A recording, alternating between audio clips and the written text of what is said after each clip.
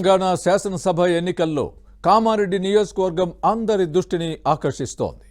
ముఖ్యమంత్రి KCR, TPCC chief Revanth Reddy బరిలో దిగడంతో ఫలితంపై ఆసక్తి నెలకొంది. బీజేపీ అభ్యర్థి వెంకట రమణారెడ్డి ఇద్దరు ఉద్దండుల్ని ఢీకొన్నారు. సాధారణ ఓటర్ల నుంచి జాతీయ స్థాయి నాయకుల వరకు ఫలితంపై ఆరా తీస్తున్నారు.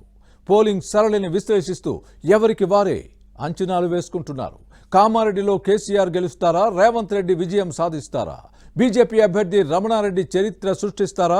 ఓటర్లు విలక్షణమైన తీర్పు ఇవ్వనున్నారా?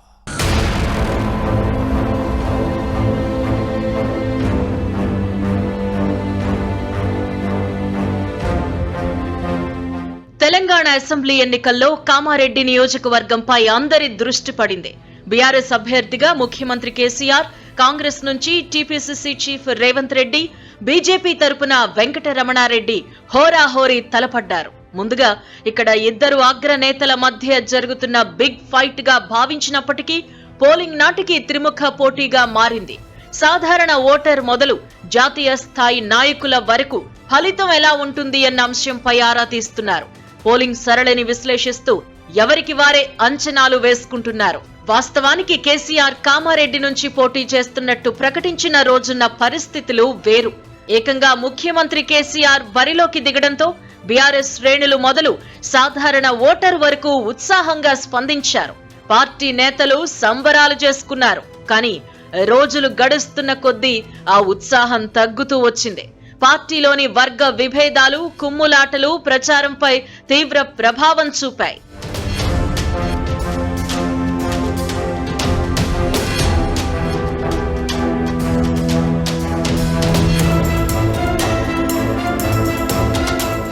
కారు పార్టీ నుంచి కొందరు నేతల వలస బీఆర్ఎస్ కు ఇబ్బందికర పరిణామంగా మారింది. Kamareddy municipal vice chairperson Indupriya, ఆమె భర్త చంద్రశేఖర్ రెడ్డితో పాటు నలుగురు కౌన్సిలర్లు, భిక్కనూరు, దోమకొండ మండలాలకు చెందిన కొందరు ద్వితీయ శ్రేణి నాయకులు పార్టీకి బై బై చెప్పారు. కొందరు కాంగ్రెస్ లో చేరితే మరికొందరు బీజేపీ కండువాలు కప్పుకున్నారు.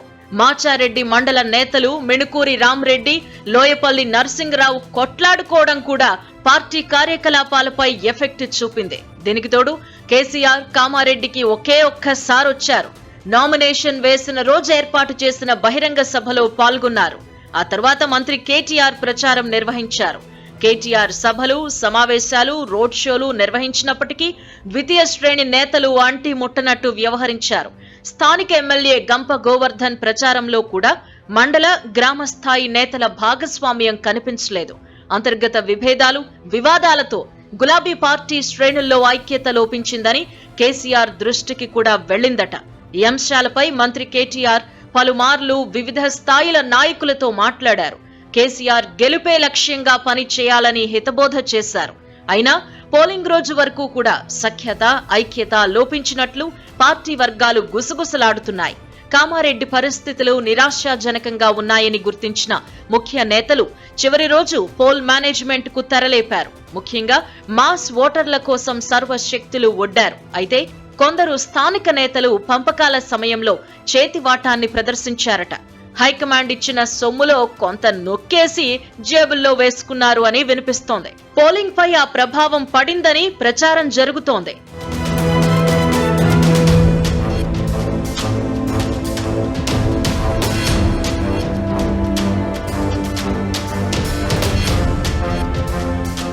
ఇక కాంగ్రెస్ అభ్యర్థి రేవంత్ రెడ్డి కామారెడ్డిపై గట్టిగానే పట్టు బిగించారు. నామినేషన్ వేసిన రోజు నిర్వహించిన బహిరంగ సభలోనే కాంగ్రెస్ బీసీ డిక్లరేషన్ ప్రకటించింది. ఆ తర్వాత 5 సార్లు నియోజకవర్గంలో పర్యటించారు. కామారెడ్డి పట్టణంతో పాటు మాచారెడ్డి, భిక్కనూరు, దోమకొండ మండలాల్లో రోడ్ షోలు నిర్వహించారు. పోలింగ్ రోజు కూడా రేవంత్ రెడ్డి, కామారెడ్డి వచ్చి పలు పోలింగ్ బూత్లను పరిశీలించి ఓటింగ్ సరళి తెలుసుకున్నారు. గెలుపుపై ధీమా వ్యక్తం చేశారు.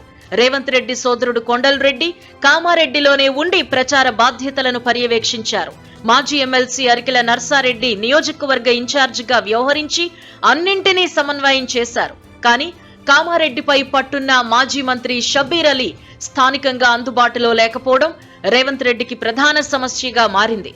షబ్బీర్ నిజామాబాద్ అర్బన్ అసెంబ్లీ స్థానం నుంచి ఎన్నికల బరిలో ఉండడంతో ఎక్కువ సమయం అక్కడే ఉన్నారు. ఆయనతో పాటు కామారెడ్డికి చెందిన ద్వితీయ శ్రేణి నేతలు, ముఖ్య కార్యకర్తలు కూడా ఇందూరుకే పరిమితమయ్యారు. దీంతో రేవంత్ రెడ్డికి మద్దతుగా పనిచేసే అంగబలం లేకుండా పోయింది. ఈ కారణంగానే కాంగ్రెస్ ప్రచారం ఆశించినంత బలంగా సాగలేదు. కానీ రేవంత్ రెడ్డి నిర్వహించిన రోడ్ షోలు ఓటర్లను ఆకర్షించాయి, కార్యకర్తల్లో జోష్ పెంచాయి. అనుకూల ప్రతికూల పరిస్థితుల మధ్య రేవంత్ రెడ్డి ఇక్కడ శక్తియుక్తులన్నీ ప్రదర్శించారు. ఈ కారణంగానే కామారెడ్డి ఫలితం తమకు అనుకూలంగా ఉంటుందన్న ధీమాతో ఉన్నారు.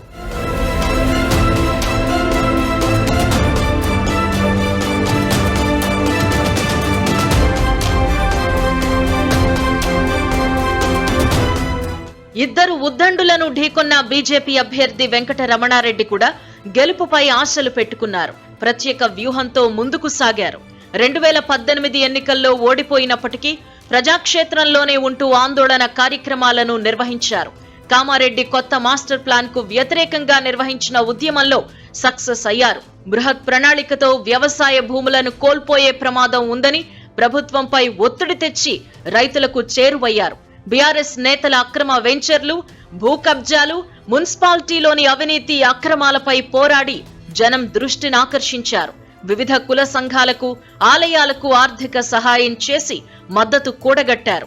5 ఏళ్ల కార్యాచరణతో కామారెడ్డి నియోజకవర్గంపై పట్టు సాధించారు. ఈ కారణంగానే తనపై ఉన్న అభిమానం, ఆదరణతో విజయం సాధిస్తాను అనే ధీమాతో ఉన్నారు. పైగా ఇద్దరు ఉద్దండులను ఓడించి చరిత్ర సృష్టిస్తామనే విశ్వాసాన్ని వ్యక్తం చేస్తున్నారు.